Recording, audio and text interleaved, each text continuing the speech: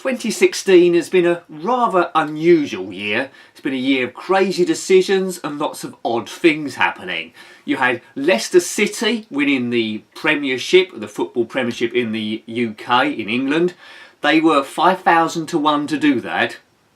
You had the nation voting for Brexit, for England to, Great Britain to leave Europe. I never thought that would happen.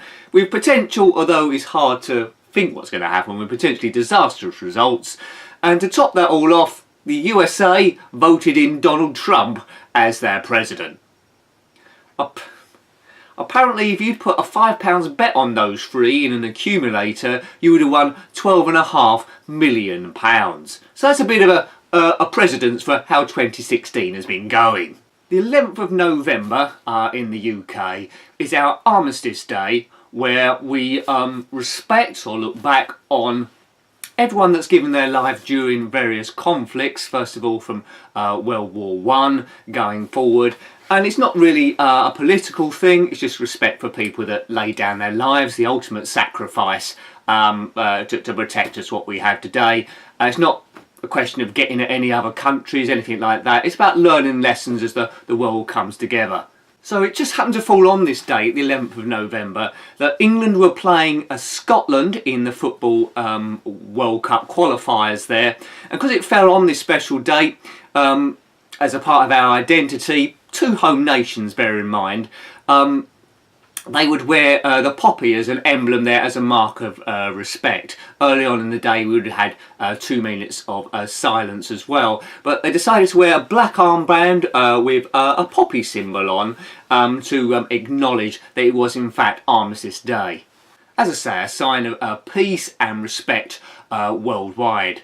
FIFA, who govern football somehow still after all their scandals, they have a written rule that players are not allowed to display political slogans on their shirts. The true rule here, as I'm reading it, is players cannot wear political, religious or personal slogans, statements or images. Fair enough, you shouldn't use football as a political basketball to get your message across for any governments, organisations. That's fair enough. But Armistice Day, that isn't really about that, is it? This game has been scheduled for quite a long time in advance. It was obvious what was going to happen. Two teams such as England and Scotland were always going to wear these poppies as a mark of remembrance there.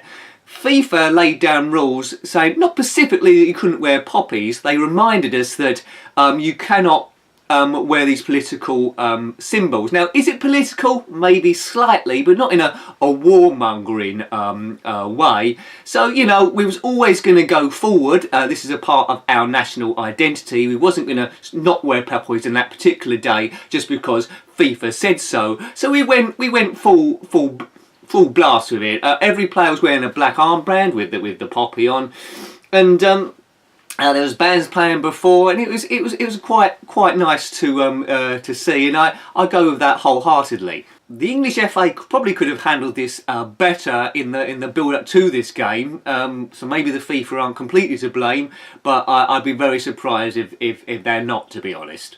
And surprise, surprise, because the rules have been broken, there's no intelligence here, FIFA have opened up disciplinary proceedings against England and Scotland.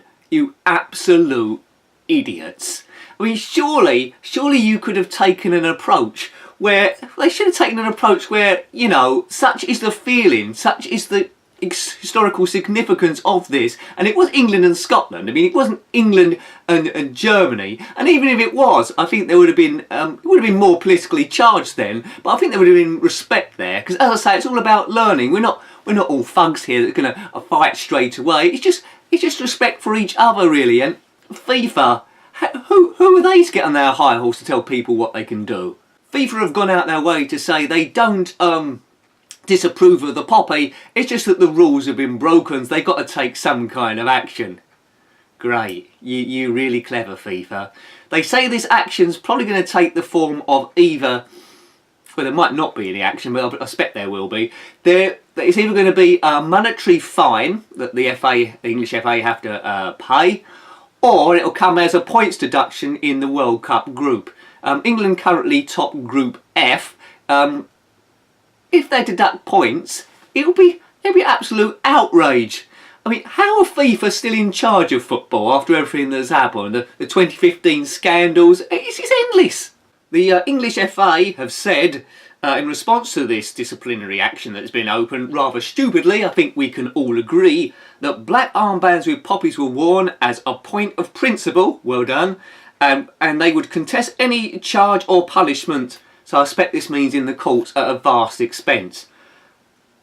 It just gets stupider and stupider. This money could have been better put aside to actually donate to the British Legion, perhaps, or the poppy appeal. This is just getting ridiculous. How much is this all going to cost? It makes me laugh. FIFA putting down these rules and exercise them so viciously. Couldn't you just make an independent judgment?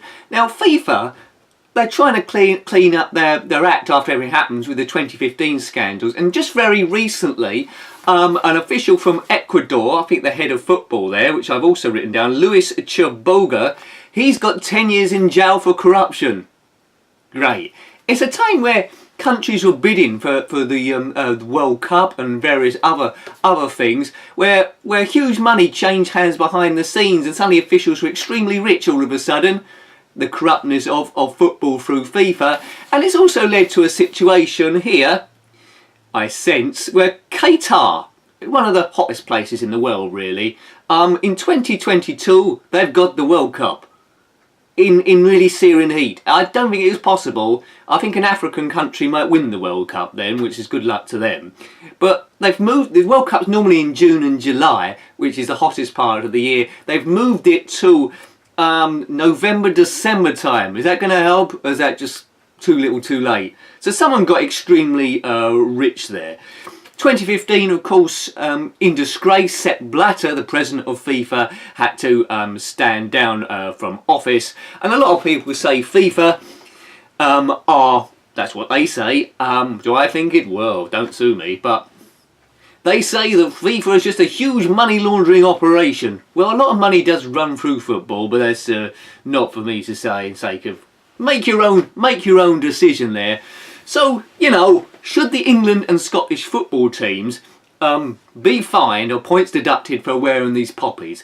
I think not, and I think FIFA should drop this, or, you know, who's got respect for this organisation anymore? Certainly not me.